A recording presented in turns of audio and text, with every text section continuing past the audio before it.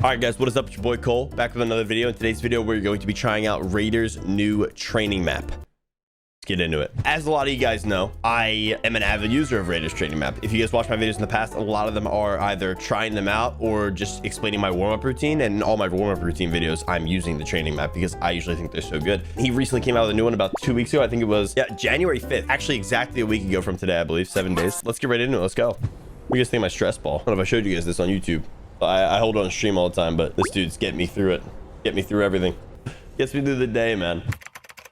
You need this to teleport back to spawn. Basically, if you press RB or R2, I think, like R2, RT, whatever, it just sends you right back to this like little middle position, which is kind of nice. You know what he put in this that I like a lot? He put the free build section. A lot of times, like, that's all you want to do for a warm-up. So this map is like perfect for that. Let's just do floors medium.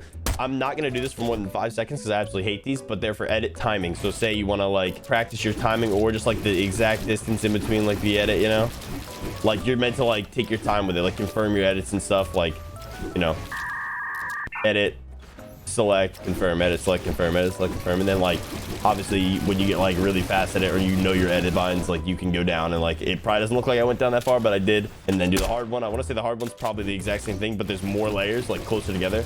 Not exactly sure what makes it hard. It probably doesn't even look like I'm editing, but I am, I promise. Like, look, Jesus, I went down.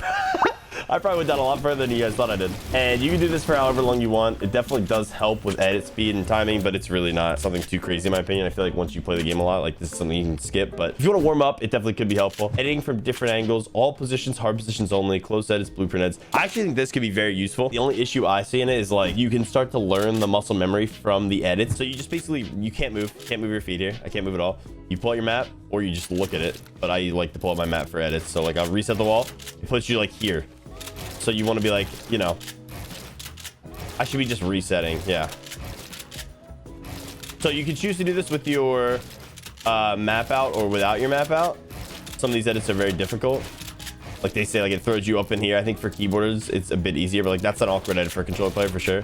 I prefer to do these with my map out, but I mean, like I said, to each their own. You can do absolutely whatever you want. Like that's a weird edit. These like map edits from far can be super uncomfortable, and it can definitely get you killed in games, like in real game situations. So it's definitely a good thing to work on. But again, like you will get faster at this just from playing it. It's one of those, you just will build the muscle memory for it, which is super helpful. It'll help you hit those like awkward, really close edits. So I think this could be really good. And it throws you to all positions, like I said. Just, I'm not exactly sure what the other ones do. I kind of want to try them out. I think that's actually a solid warm up. It'll help you get your like awkward edits down. Piece control tunnels, I'm gonna do random. I just would rather do random so it doesn't give me the same thing. It keeps you on your toes. You have to really be looking ahead. A lot of the time, like I said, you build this muscle memory and you know exactly where to go, and that's not always super realistic to a game. A lot of the time you have to find your way out. So once you build the muscle memory and you know the tunnel at the back of your head, like it's not as effective. Am I on like west or something?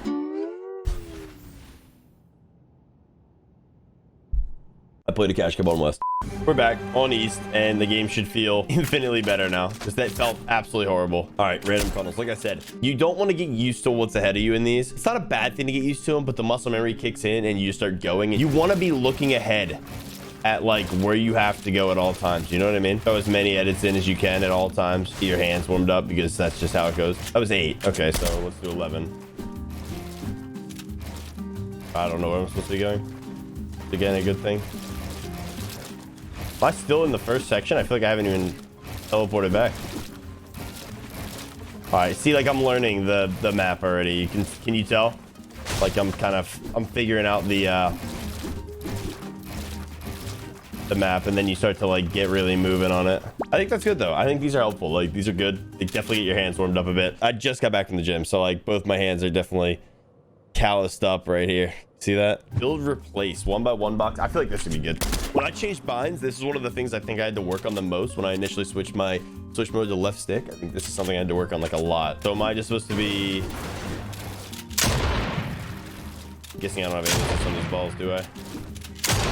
Yeah, I always like these, to be honest, because it helps you like practice positioning and taking walls and stuff. Like these are definitely good, especially like I said, if you change binds, like this is something you have to work on, because a lot of times like a switch mode bind on a controller for a controller player could be something extremely difficult to get used to. But I think with these, it makes it a lot easier to work on. Obviously, just taking the wall normally or placing the cone in at the same time. For those of you guys that don't know how to do that, I'm assuming everyone who watches me has an idea that either knew it was possible and didn't know how to do it, or knows how to do it. Basically, I'll try to explain the cone thing for you guys, because I pretty much do it every time I take a wall. It's definitely worth doing. You kind of set yourself up to take it however way you want. When you take the wall, I'll try to explain this to you guys, because this is my swing button, right?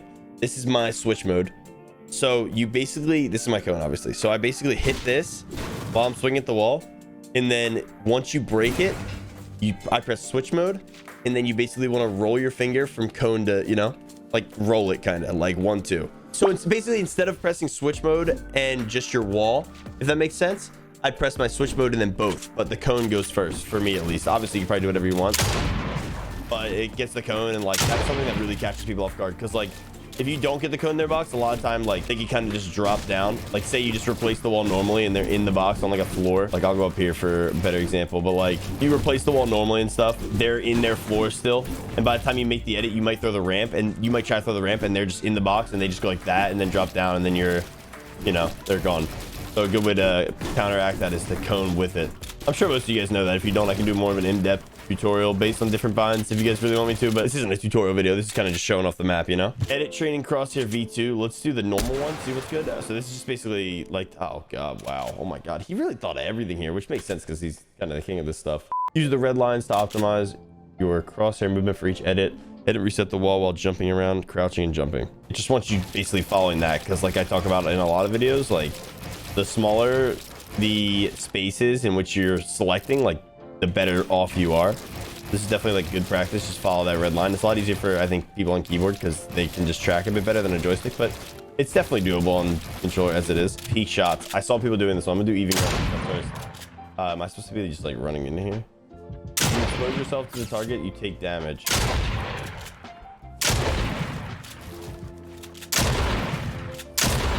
This would be a really good workout. And then obviously they have the pre-built, which I like because it's the first thing I came into on stream the other day.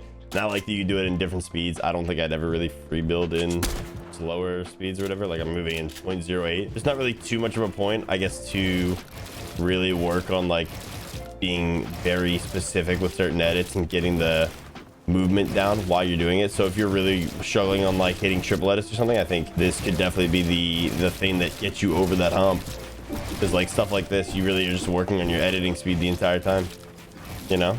You can just practice different free builds in here and then take them to the real game when you're ready, or take them to the real speed when you're ready. If you really want to, you can get back and do normal speed, which is like something I like to do a lot, just warming up a lot of the time.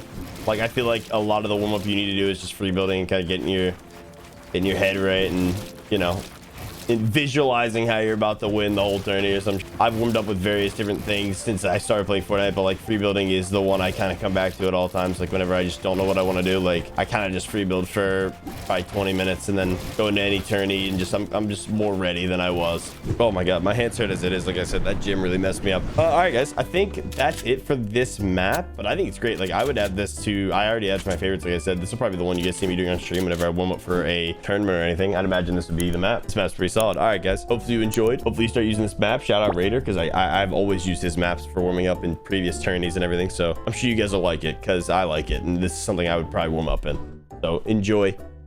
Peace.